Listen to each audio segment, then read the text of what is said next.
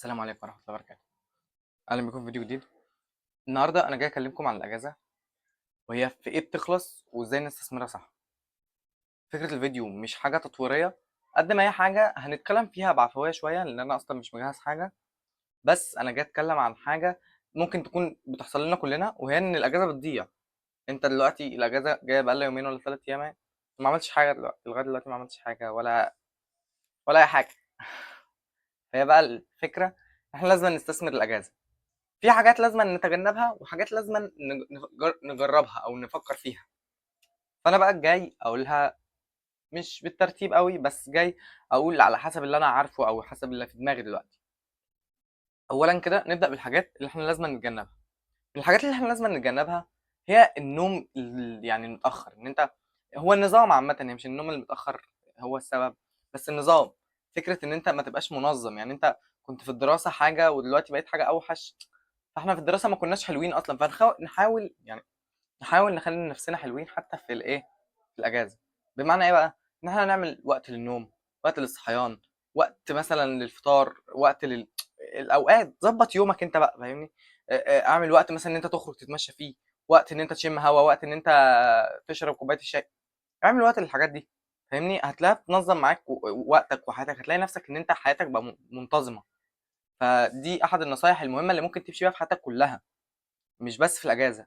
من الحاجات التانية برضو اللي احنا لازم نتجنبها، ان انت مثلا تتجنب السكرولنج كتير. ان احنا دلوقتي من كتر الفراغ اللي عندنا، فاحنا لما بنمسك التليفون وبتفتح موقع سوشيال بتنسى نفسك. انا بنسى نفسي جوه الموقع ده، وعمال اقلب.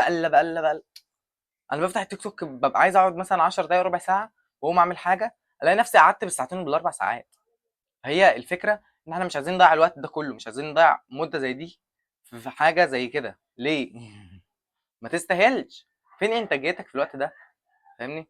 مش بتكلم هنا على حاجه معينه، انا بتكلم على حاجات كتيره.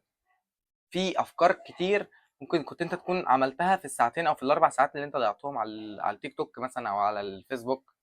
فاهمني؟ برضو من الحاجات اللي احنا عايزين يعني ما نضيعهاش او يعني ما نهملهاش. هي في كذا نقطه بقى، يعني من الحاجات اللي احنا نتجنبها برضو. بص، لازم تكون عارف ان الوقت بيجري. فانت ما تقولش ان لسه بدري، ما تتوقعش ان لسه بدري على الاجازه. لان الاجازه بنيجي نقول لسه بدري، بنلاقي الاجازه قربت تخلص. فمش ما تتوقعش ان لسه بدري على الاجازه. الاجازه بدات تجري خلاص وهتخلص، والعيد هيجي وهيخلص، وهيخلص اللي بعد العيد، وهنلاقي نفسنا دخلنا على السنه الجايه اللي هي يعني مصير. هي هما بيقولوا عليها سنه مصريه، بس انا مش خايف منها الخوف اللي هم خايفينه ده. لان هي عامه هي سنه، مهما كانت يعني سنه بالطول بالعرض هتعدي ان شاء الله يعني. فانت معاك ربنا، ثم ان انت تسعى. انت بتعمل اللي عليك، ثم اللي بقى على ربنا بقى. فانت سعيت وصلت او ما وصلتش، دي مش بتاعتك. النتيجه دي مش بتاعتك. انت السعي عليك انما النتيجه مش بتاعتك. مش سيبنا من موضوع السنه الجايه ده، لان هي موضوع لوحده، هي ثالثه ثانوي يعني. فسيبها موضوع لوحده. انما من الحاجات التانية اللي احنا لازم نتجنبها برضو هي الخروجات. ان احنا برضو يعني أنت دلوقتي ممكن تخرج تتمشى، ممكن تخرج تروح حاجات معينه تشم هواء. انما الخروجات بتاعت الصحاب دي مفسده، حاجه فاسده كده. او خرجت مع صاحب واحد ماشي، انما لما بتخرجوا شله كبيره كده وبتعملوا حاجه معينه بتكون حاجه زباله. انا بعرفها اهو. هي الصحاب دي حاجه زباله عامه. مش بغلط في الصحاب كلهم، مش الصحاب كلهم وحشين، مش بس فكره ان انت يبقى معاك صحاب هي حاجه كده، يعني حاجه مفسده. حاجه عمر صاحبك ما هيتمنى لك ان انت تبقى احسن منه. عمر الصاحب ما يتمنى لصاحبه ان هو يبقى احسن منه. ليه؟ انت نفسك، انا مش هقول لك ان انت وحش، انت تتمنى لصاحبك الخير، تمام؟ انا اتمنى لصاحبي الخير، انما هو ما يتمنالكش ان انت تبقى احسن منه. هو لو شافك بقيت احسن منه هيبقى متضايق من نقطه زي دي. انت فاهمني؟ هو اصل انت في الدنيا ديت عشان مصلحتك انت، مش عشان مصلحه صاحبك. صاحبك في الدنيا ديت عشان مصلحته هو، مش عشان مصلحتك انت. فانت مش فارق له بجنيه يعني، فاهمني؟ هو ما يبقاش اسرارك، انت اسرارك في نفسك. هو ما يشيلش حاجه منك، هو ما يعرفش حاجه عنك. هو مش انت، هو حد وانت حد. هو في يوم من الايام هيبقى مش معاك اصلا. لو انتوا مع بعض من اولى ابتدائي، فضلتوا مع بعض مثلا، وفضلتوا مع بعض مده طويله جدا، في المده ديت انتوا برضو مش هتفضلوا، يعني هيجي عليكم سنه هتبقوا اصحاب قوي، يجي عليكم سنه تانية هتبقوا مش اصحاب قوي، يجي عليكم سنه تانية هتبقوا عارفين بعض، هيجي عليكم سنه تالتة مش هتبقوا اصلا لما بتشوفوا بعض هتبقوا مكسلين تسلموا على بعض. في اوقات بتحصل كده. مش بقول لك ان انت تفضل تبعد عن اصحابك، لا، اصحابك عادي، اتكلم معاهم، قابلهم، اخرج معاهم براحتك، دي حاجه بتاعتك، ما فيهاش حاجه مضره. بس بقول لك ما تضيعش وقتك، يعني ما تضيعش وقتك كله في حاجه انت مش عارف اخرتها ايه، مش عارف هتعمل فيها ايه. برضو من الحاجات التانية هي ان انت ما تحكيش بقى. يعني انا دلوقتي مثلا كنت ناوي في الاجازه ديت اشتغل، وكنت ناوي اصور كونتنت كتير، بس ما بداتش، يعني لسه بادئ النهارده اهو، مش عارف اصور بكره اصلا ولا لا، بس انا عايز اصور كل يوم. النتيجه ايه بقى؟ ايه النتيجه؟ ما حصلش حاجه، ما صورتش كل يوم، لما قلتها ما صورتش كل يوم، بس انا عايز اصور كل يوم. فمش معنى ان انا ما تفضحش اسرارك كلها، يعني ما تكشفش ورقك كله، خلي نفسك فيك غموض شويه. مش بقول لك فيك غموض بمعنى بقى ان انت تبقى ماشي مضلم عينك وماشي ولابس لي الكاب وموطي كاب، بلاش يا عم. اصل عارف انت احنا بنخاطب، يعني مش عارف اقولها ازاي، بس انت انا قريت بوست على الفيس، احنا بنخاطب شعب مقتنع ان يعني الميه اللي نازله من حنفيه المطبخ انضف من الميه اللي نازله من حنفيه الحمام. فاهمني؟ فانت مقتنع بحاجه زي كده، انا كنت مقتنع بحاجه زي كده لغايه اما كبرت واكتشفت ان الاتنين زي بعض. فاهمني؟ الحاجات بقى اللي انت لازما تبقى ايه، تحاول ان انت تعملها. هنا بقى هنقف وهنتكلم كلام كبير شويه، ان احنا في حاجات كتير. انا هنا مش عارف انا مين اللي بيتفرج، لان اللي بيتفرجوا فئات كتير. الفئات دول ممكن يكونوا اطفال، والاطفال دول اكتر حاجه انصحهم بيها عامه هم ان هم يتمرنوا اي رياضه بقى، ينزلوا بقى سباحه، ينزلوا كونج فو، ينزلوا كاراتيه، ينزلوا كوره، يتمرنوا اي حاجه، ينزلوا يلعبوا مع اصحابهم، يعرفوا اصحاب، ينزلوا كورس مثلا تاسيس انجليزي، كورس مش عارف ايه. الحاجات دي للاطفال بتكون حلوه قوي، ويا سلام بقى لما بتكون في وسط مجتمعات كبيره مش على النت. يعني انت لما تدي ابنك كورس على النت وهو طفل، لا، حاول ان انت تنزله في مكان مثلا جنبكم او قريب منك، ايه يعرف فيها ان هو يتعلم، ويكون حواليه اطفال زيه. دول هيشجعوه، دول هيساعدوه ان هو يكمل معاهم، هيبقوا مفرحينه، هيتعرف على واحد صاحبه هيبقى ده بيقول له يلا مش عارف ايه. فاهمني؟ فهي حاجات هتفيده قوي ان هو يكون معارف، حاجات هتفيده ان هو يعرف يتعامل مع الدنيا اصلا من هو لسه طفل. فدي حاجه جامده قوي يعني. ده لو هو انت طفل.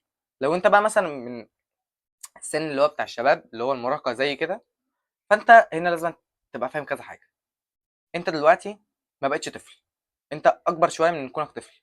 فانت مش مسؤوليتك كلها على ابوك وامك، انت خلاص بدات تنزاح من على ابوك وامك وتروح للكفه بتاعتك انت خلاص، انت بدات تتشال من هم على ابوك وامك، تبقى انت المفروض تبقى انت بقى انت. بمعنى ايه بقى؟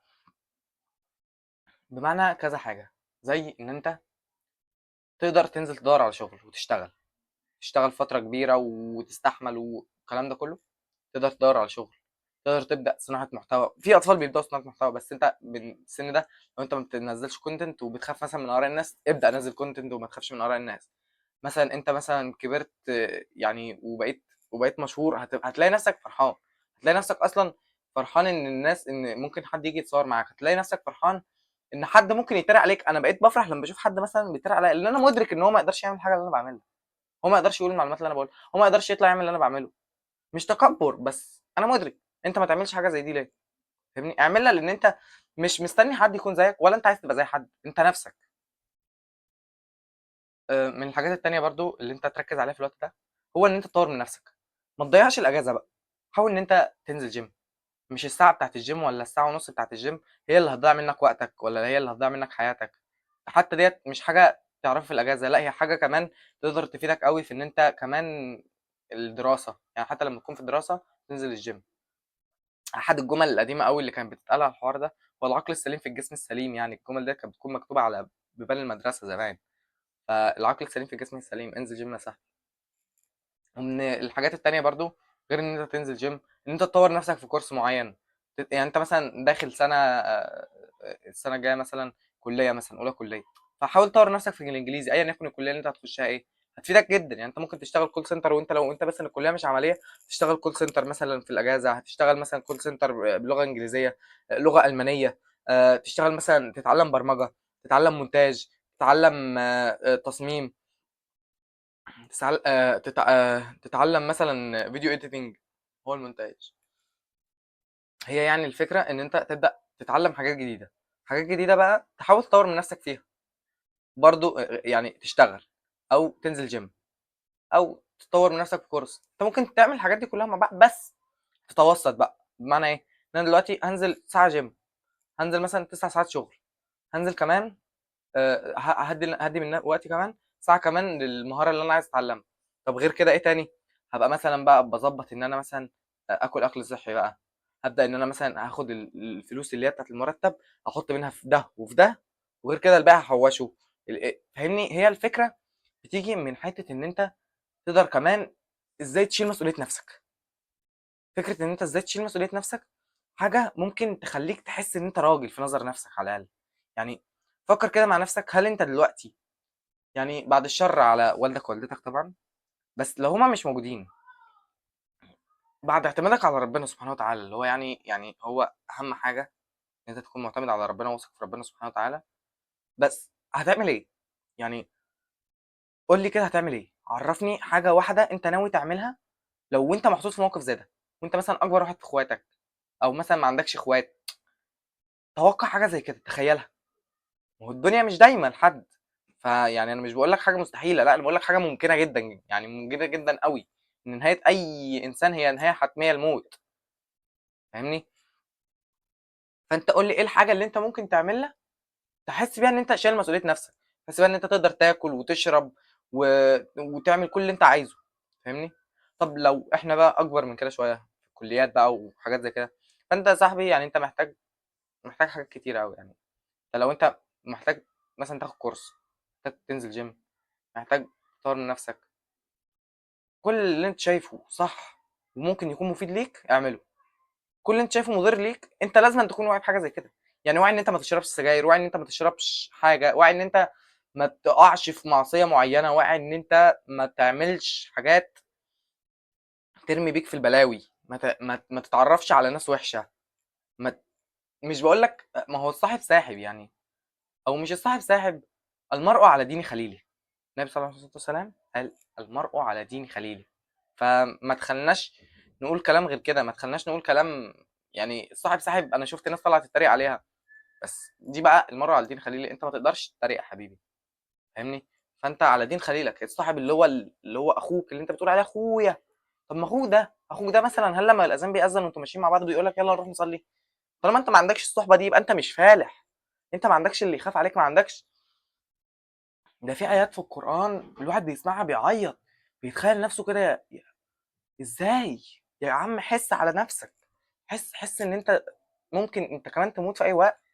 حس ان انت اي حاجه انت ممكن تكون بتعملها ممكن تقع فيها وتموت عليها. حس بحاجه زي كده. والله يعني انا فكره ان انا اصلا كنت ما بصورش بقالي كتير، لان انا كان ورايا امتحانات الاسبوع اللي فات، والاسبوع اللي قبله كان ورايا امتحانات شهر، ولسه بقى واخد الاجازه فلسه بحاول ارجع اصور، لان انا اصلا كنت ناوي انزل شغل وما لقيتش الشغل اللي انا كنت ناوي انزله. فكنت ناوي اكتئب يومين بس ما اكتئبتش يعني بصراحه. يعني قلت كده ابو غدر يعني، عادي. وجيت برضو قلت الكورس اللي انا كنت هطور من نفسي فيه ما شغلتوش برضو لغايه دلوقتي. فبصور كده وانا مش عارف انا بقول ايه، بس انا شايف لازم أن تعمل حاجه. يعني على الاقل الاجازه ما تخلصش وانت نفس الشخص اللي كنت عليه امبارح. على الاقل تحس ان انت الفتره اللي فاتت ديت انا كنت عبيط، انما الفتره دلوقتي انا اذكى من زمان يعني. هو من احسن الحاجات اللي انت ممكن تكون بتحس بيها في حياتك لما انت بتعدي عليك سنه وبترجع تفتكر لنفسك مواقف من السنه اللي فاتت دي، تقعد تقول انا ازاي عملت حاجه زي كده، انا عمري ما كنت اعمل حاجه زي كده دلوقتي. فاهمني؟ فانا عايزك تبقى مدرك ان كل يوم انت بتصحى فيه هو بدايه جديده او فرصه جديده ان انت تعمل حاجه، فما تضيعش الفرصه دي. في النهايه يا صديقي ما تنساش تعمل لايك وفولو سبسكرايب. لايك وفولو سبسكرايب، ماشي، لايك وفولو سبسكرايب، وشير الفيديو ده لاكتر واحد انت شايف ان هو يستاهل يسمعه. وسلام.